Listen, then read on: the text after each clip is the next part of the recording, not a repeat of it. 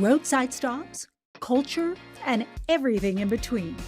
We're exploring cool attractions that can only be found in your Arizona backyard. You see right here, you can see the buds. They're little white Lady Banks roses. They come in clusters. And there are two things that'll happen. Number one is all those little buds will just turn into flowers. Little clusters and a little tiny flower about the size of a quarter. Beautiful little things. And then the smell will come. And I tell people this all the time. It's a beautiful thing to behold, but it smells better. Just a short block away from Dusty Allen Street and that famous shootout reenactment stands the world's largest rose tree, shading this lovely courtyard.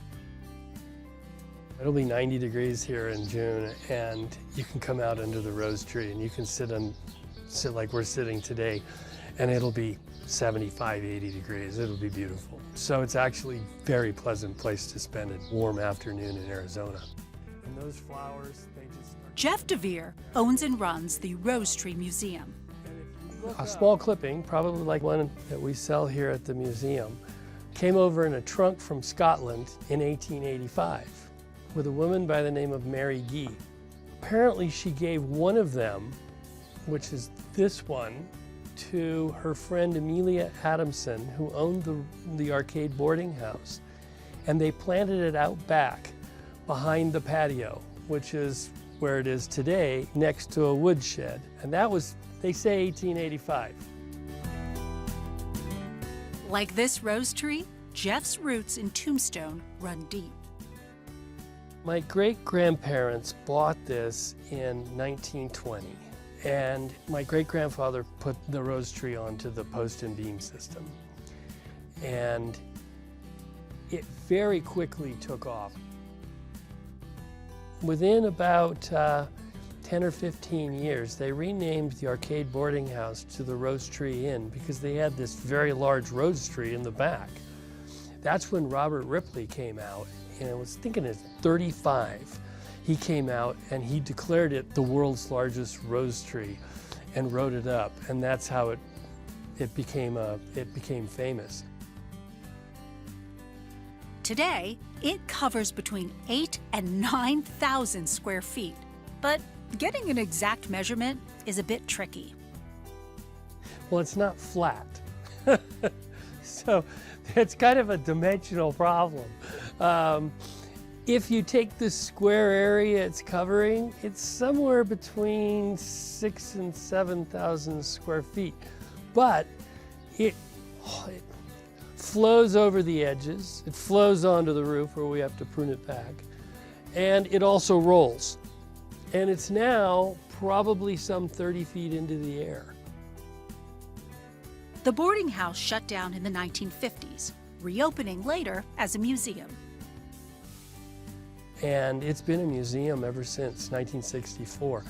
We recently put in some very nice suites, so you can actually stay here now. You can even plant a piece of this beautiful history in your own yard. Apparently, Lady Banks roses love the sun.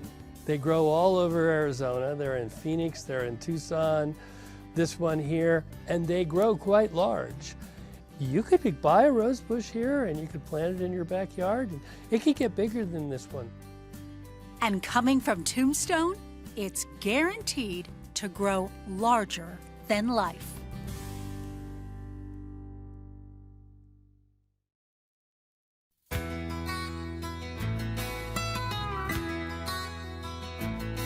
Standing on the Corner is a park that was built by a group of citizens that got together and decided they needed to do something to help with the renovation of downtown Winslow.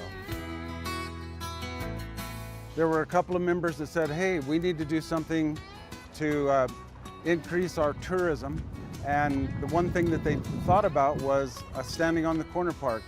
Since there was a song by the Eagles, a hit in 1972, with the lyrics, standing on the corner of Winslow, Arizona, such a fine sight to see.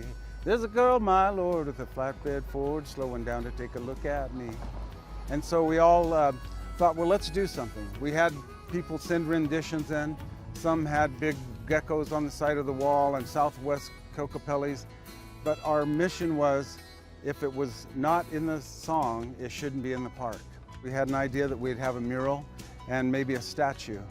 The problem is we didn't have much money.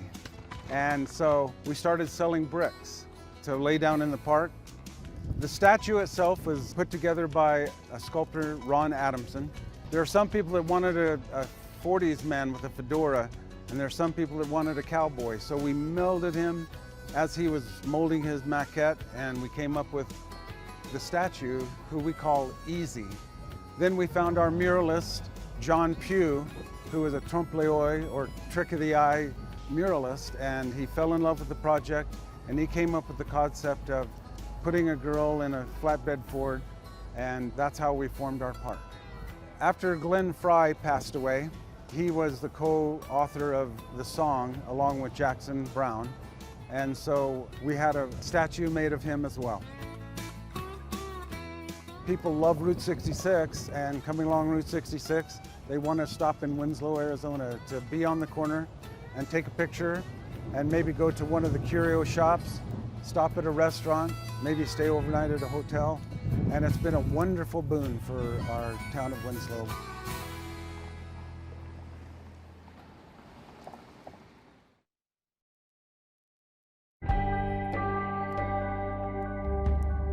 Experts say Lake Powell has something like 3,000 miles of shoreline. But don't think the awe and splendor ends here at the Glen Canyon Dam that created the lake.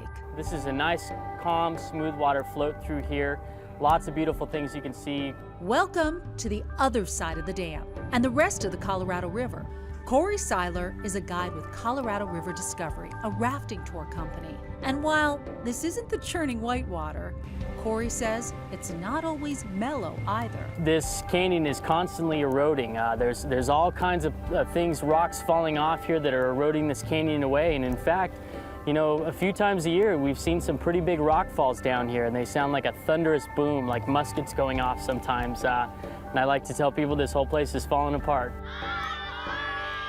These kids are here on a school field trip. They're hitting the beach at a very special spot. A short hike up the beach is this spot, where the blackened talus stone is marked with stories and mystery. That's kind of a life and death scene. So as we're looking at it, it's facing east in this direction. It's also got an adelaide or a spear basically in its back, and it looked like it's been pecked out down there, which means that there has been a kill that has been made. The ages on here are probably from 700 years to about 2,500 years old. The ancestral Babylonians were actually in the region from about 1,000 years ago to about 3,000 years ago. Petroglyphs, rock art, thought to be made by ancient Native Americans. Periodic floods on the river will dump or remove sand and reveal even more. Just came into view about 17 years ago. So those are fresh and were there stored underground and they're incredibly detailed. You know, if you think, it would be really difficult to get down on your belly and actually carve those into the rock there. So that probably, when they carved it, was up at about chest level.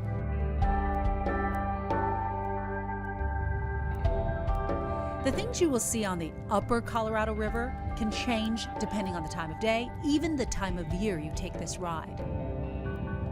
Hot days have some riders eager for a swim, so Corey has this warning about the one thing that never changes here. The water comes out of the dam at a consistent 48 degrees Fahrenheit, so it's chilly. It'll be the quickest swim you ever take in your life, that's for sure.